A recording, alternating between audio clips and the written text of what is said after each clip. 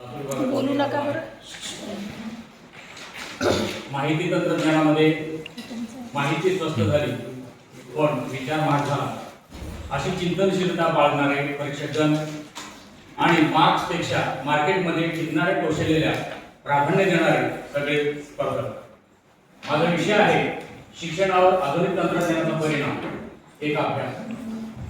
जग अतिशय गतीने पुढे जात आहे, त्याला आपण कशा प्रकारे प्रतिसाद देतो हे आपल्या अत्यंत महत्त्वाच्या कौशल्यावर अवलंबून आहे. या शोध निबंधामध्ये शिक्षण क्षेत्रामध्ये झालेली तांत्रिक क्रांती ही आपल्याला अत्यंत वेगाने समोर घेऊन जाते आहे.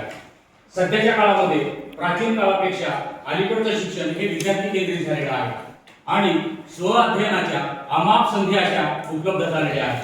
त्याचा आपण साक्षीदार आहोत. शिक्षणाची उपलब्धता आणि समावेशकता हे आजच्या शिक्षणाचं अत्यंत महत्त्वाचं वैशिष्ट्यपूर्ण आहे. त्यामुळेच विद्यार्थी या तंत्रज्ञानाकडे आकर्षिले जात आहेत. मग आपण कुठपर्यंत आहोत हा शोधनिबंध सांगतो की सर्वांनी याचं अनुकरण करणं स्वीकारणं अत्यंत महत्त्वाचं आहे. या काळातील संधी आणि आव्हाने जी आहेत यामध्ये संतुलन ठेवणं अत्यंत महत्त्वाचं आहे. कुठलंही तंत्रज्ञान हे दुधारी शस्त्र आहे, चाकू सारखं आहे. चाकूनं भाजी कापता येते आणि त्याचा गैरवापर केला तर बोटही कापलं जातं आणि आपलं रक्त वाढवलं जातं. म्हणून ही गोष्ट आपण लक्षात ठेवणं अत्यंत महत्त्वाचं आहे. मला हा शोध निबंध लिहिताना वाटलं की ही समस्या आहे. तंत्रज्ञानामुळे बदललेली जी शिक्षण प्रक्रिया आहे ही शैक्षणिक प्रक्रिया योग्य गतीने गेली पाहिजे. जर नाही गेली तर त्याचे परिणाम आपल्याला भोगावे लागतील.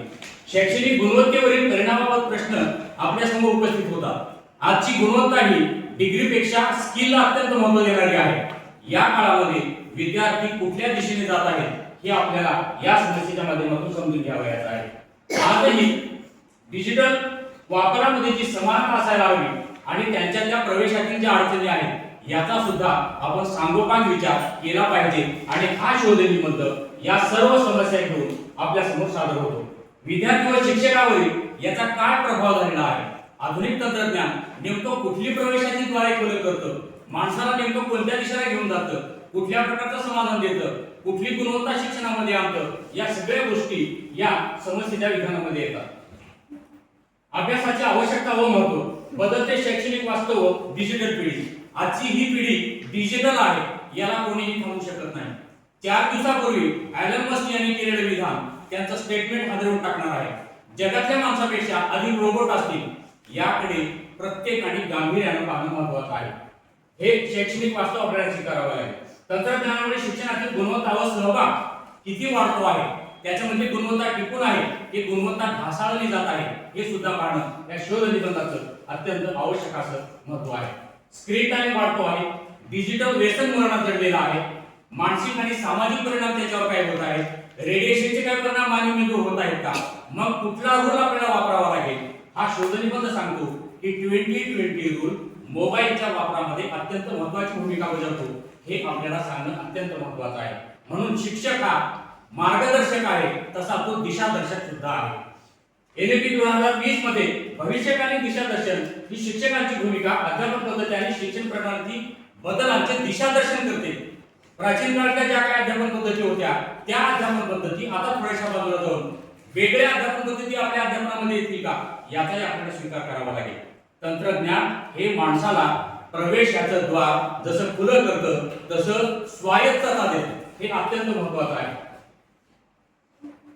अभ्यासाची उद्दिष्टे अशी आहेत या शोध निबंधाच्या की तंत्रज्ञानाचा शैक्षणिक वापर ओळखणे, कुठपर्यंत करायचा आणि कितपर्यंत करायचा हे अत्यंत महत्त्वाचं आहे. अध्यापन पद्धतीतील बदलांचे विश्लेषण काय करणं हे करणं तर आपल्याला महत्त्वाचं आहे. तत्पूर्वी आपल्याला हे तंत्रज्ञान समजून घ्यावं लागेल.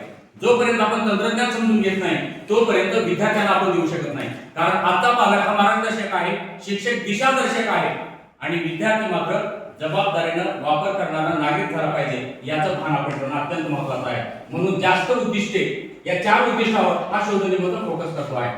सकारात्मक पैलू व आव्हाने ओळखणे, डिजिटल साधनांच्या वापरातील फायदे मर्यादा निर्माण होणाऱ्या आव्हानाचे मूल्यांकन करणं, नुसतं वापरत राहायचं नाही, मूल्यांकन करावं लागेल. काय सकारात्मकता आहे, काय नकारात्मकता आहे, नकारात्मकता बाजूला ठेवून सकारात्मकतेवर जास्त भर द्यावा लागेल. हे हा शोध निबंध या उद्दिष्टावर कार्य करतो. गृहीतके व संशोधन शैक्षणिक गुणवत्ता व सहभाग, विद्यार्थ्यांच्या शिकण्याची गुणवत्ता, सहभाग, कुतूहल वाढवतो, शिकण्यामध्ये गती प्रदान करतो, म्हणून विद्यार्थी त्याच्याकडे आकर्षित जात आहेत. मग आता बांध कुठे घालायचा आहे, त्यांनी त्याच्यामध्ये अतिक्रमण करू नये, जास्त त्याचा वापर करू नये. म्हणून नेहमी म्हणतात माहितीचा विस्फोट झाला, पण विचारांचं काय, विचार अलीकडे महाग होत आहे. भावना, संवेदनशीलता, सहानुभूती या गोष्टी सुद्धा अत्यंत आजच्या काळामध्ये महत्त्वाच्या आहेत. अध्यापन पद्धतीवर शिक्षकांची भूमिका आपल्याला ओळखावी लागेल. समानता, उपलब्धता व संभाव्य मर्यादा आजही बहुतांश ठिकाणी नेटवर्क नाही. गरीब झोपडीमध्ये कुठल्याही प्रकारची डिजिटल साधने नाही, त्या लॅपटॉप, कॉम्प्युटर यापासून कितीतरी अंतरावर दूर आहेत. या गोष्टी सुद्धा आपल्याला ओळखाव्या लागतील. संशोधन, प्रश्न व दिशादर्शन या तंत्रज्ञानाच्या माध्यमातून याकडे आपण जाणार आहोत. अभ्यासाची मर्यादा, भौगोलिक नमुना मर्यादा.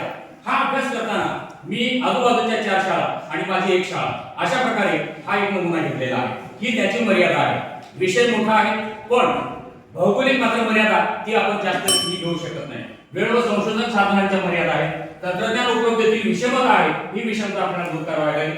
व्यक्तिनिष्ठता व बदलती तांत्रिक परिस्थिती याचा सुद्धा आपल्याला भान ठेवावं लागेल.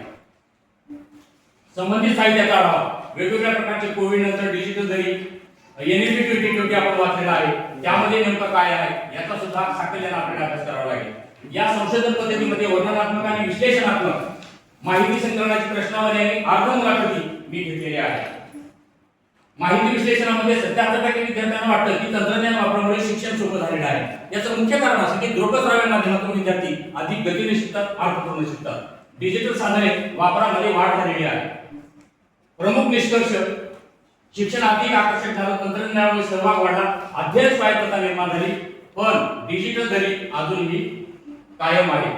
हा शोध निबंध शिफारशी असा करतो डिजिटल साधनांची उपलब्धता वाढवावी, समतोल वापर गरजेचा आहे, शिक्षक प्रशिक्षण आवश्यक आहे, AI आणि शिक्षण यावर चिंतन आणि चिंतन अत्यंत महत्त्वाचं आहे. माझा हा शोध निबंध तुम्ही अतिशय समरसतेने ऐकून घेतलात, त्याबद्दल धन्यवाद. दाता मी एवढंच म्हणेन, आपण तंत्रज्ञान वापरूया, पण विवेक, मूल्य आणि संवेदना याची बॅटरी मात्र कायम पुढे होऊया. अशा प्रकारचा विचार आपण शिक्षण क्षेत्रामध्ये करणं अत्यंत महत्त्वाचं आहे. पुनश्च आपले आभार. धन्यवाद.